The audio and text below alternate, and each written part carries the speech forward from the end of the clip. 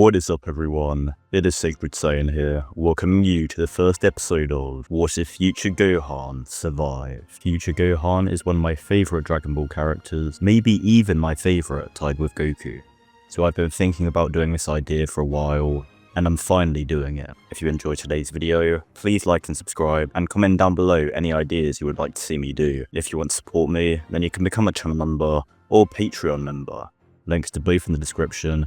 And you'll get awesome perks like getting to watch new videos before anyone else, vote on ideas for me to do, join an exclusive Discord server, and more.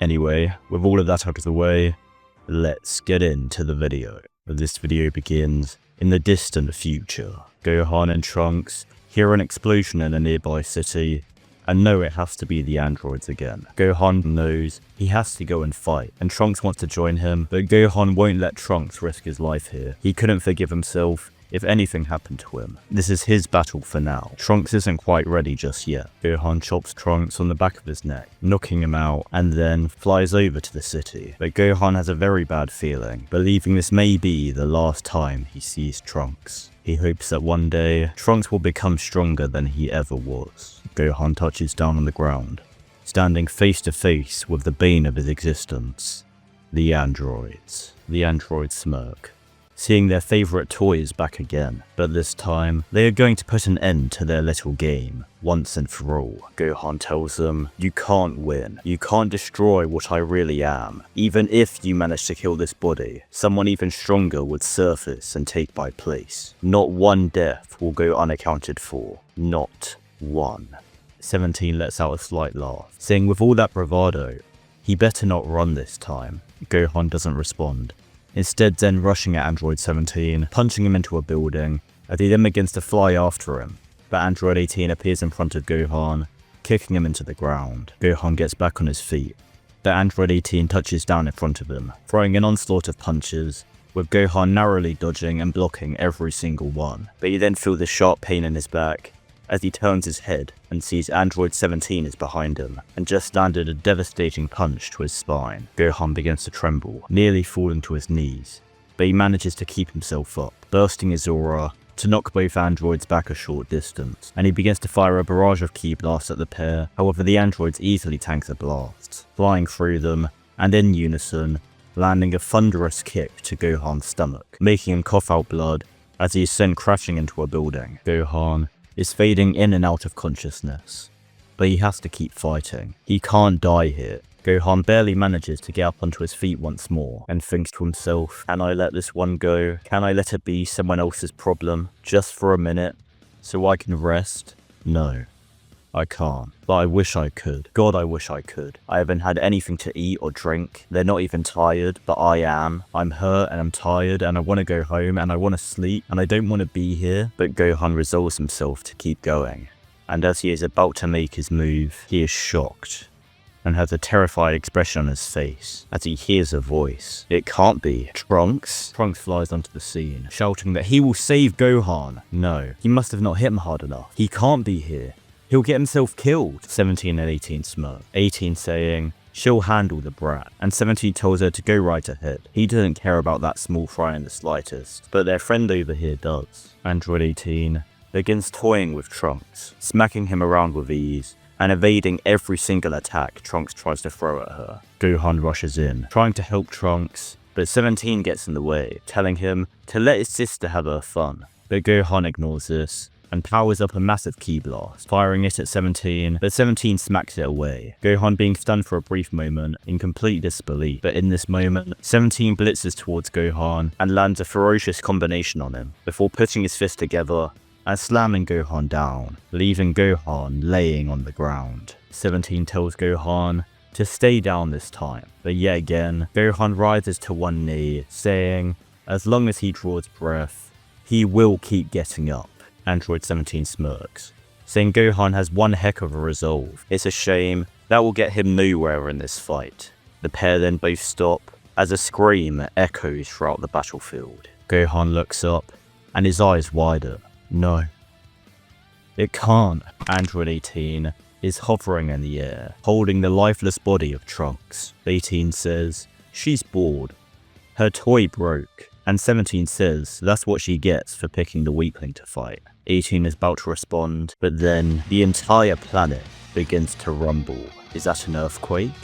No, it can't be. A huge gust of wind then washes over the android duo, and they wonder what the hell is going on. The pair look forward, and they see Gohan standing there, and he has completely snapped. All of his pain, his anger, his sorrow from all these years finally reached the boiling point, and now he is overflowing. Gohan's aura is overwhelming and intense, making air itself thicken around him as his hair spikes up more than before and electricity begins crackling over his body. Gohan has attained a power beyond his physical limits, and the power is as unstable and volatile as his emotions. 18 shouts that a couple sparks doesn't mean he can beat them now, and 17 says, "Yeah, hotshot, you really want to fight us? Even after you just got your ass beat?" Gohan responds in a cold tone. "Fight you? No, I want to kill you." Gohan then blitzes in front of the androids, landing a powerful gut punch on both of them simultaneously, blowing the wind out of them. Gohan then kicks 17 away, and then grabs 18 by the leg, beginning to completely ragdoll her, slamming her into the ground again and again, before throwing her into 17. The android duo struggle to get up, and they both look furious, but terrified at the same time. In unison, the pair fire a massive barrage of ki blasts at Gohan, creating a giant gust of smoke. However, once the smoke dissipates, Gohan is still standing there, not moving a single inch, and is completely unfazed. Gohan lifts his fingers and motions them towards himself. "Come on now, bring it. What's wrong? After all, you're the ones who said not to run, right?" Android 17 shouts that this is impossible. How was he able to power up this fast? Gohan tells them to bring it on. "You want to see what true resolve is? I'll show you." Enraged, the two androids dash towards Gohan, trying to do anything to damage him, but Gohan either dodges their attack, or blocks it, or just outright tanks it. Put it simply, they are outmatched, and behind every one of Gohan's punches is a controlled rage, which brings them to the brink of death, but they narrowly survive long enough to recover. However, that's only because Gohan allows it. He has been prolonging their suffering so they can experience the dread they have brought upon the Earth for so many years. But now, Gohan is done playing, and with a single punch, he kills Android 17. 18 is terrified, begging for Gohan to spare her. Though Gohan shouts that she didn't spare Trunks or any other innocent person she killed.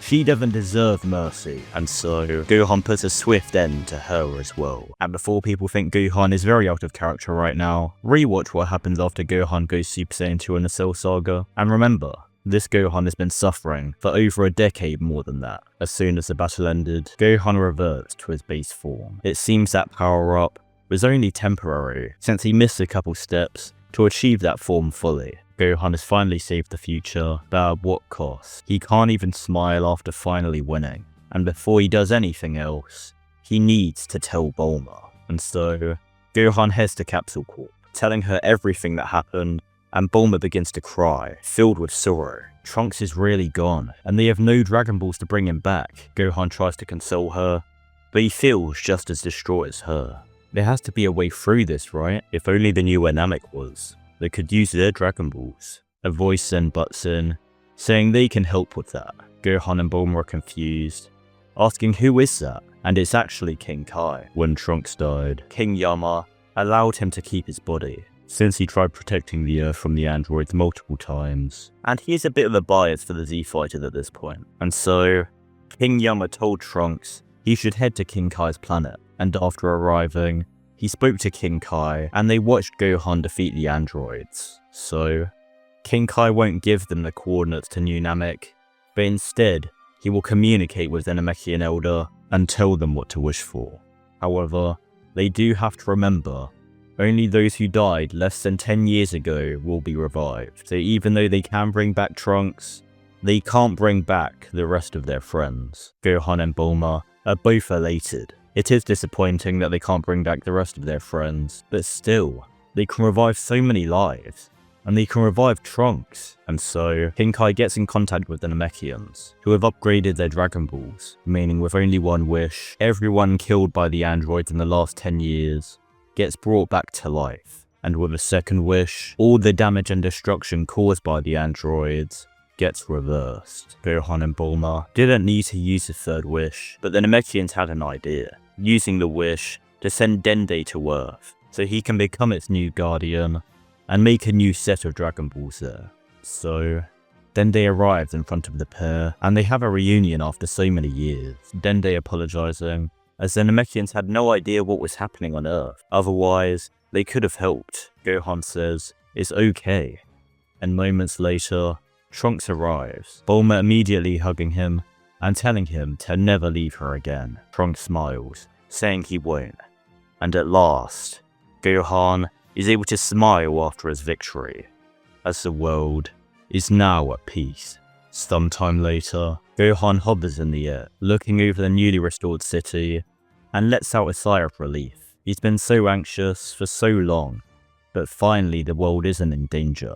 But Gohan does know he can't fully relax. He needs to keep up his training, so nobody can threaten the Earth again, and he needs to find out how to tap into that form again. Gohan then hears a very familiar voice, saying "well done." Gohan smiles, knowing exactly who that is. His father, Goku. Goku is speaking through King Kai, and he says that he is so proud of his son, and even though he couldn't help him before, he can help him to unlock that form again. Goku explains that Gohan temporarily accessed Super Saiyan 2, but the reason he can't use it again at the moment is because he still hasn't even mastered Super Saiyan, which is what he is supposed to do to reach Super Saiyan 2. His overflowing anger just allowed him to temporarily skip those steps. So, Goku tells Gohan what he needs to do, but they also just talk for a while, catching up, and Goku even promises that one day in the future, he'll try convince King Yama to let him come to Earth for a day, and Gohan says he'd really like that,